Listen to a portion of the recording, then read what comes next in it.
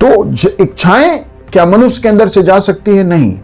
कहा जाता है कि हमें इस प्रकृति ने, इस ईश्वर ने जो बनाया, उसमें हमारे अंदर जो एक ये डिजायर, इच्छा, लालसा, तृष्णा, ये प्रकृति ने दिया, या ये हमारे डीएनए का हिस्सा, हमारे कहिए कि जेनेटिक्स का हिस्सा बन गया।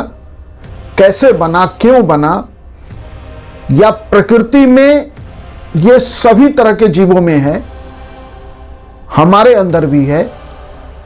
और इन इच्छाओं को, इन तृष्णा को, इन डिजायर्स को कंट्रोल करने के लिए प्रकृति ने हमें इमोशंस और फीलिंग दिया, उस तरह से कि मनुष्य के अंदर कहा जाता है इस तरह के इमोशंस और फीलिंग है जहां वो दूसरे के दुख में शामिल होके उसका हिस्सा भी बन सकता है, उसको उस दुख से बाहर लाने की कोशिश भी कर सकता है। शायद यह जो है गुण प्रकृति के दूसरे जीवों में नहीं है, लेकिन मनुष्य के अंदर यह इच्छा और तृष्णा है।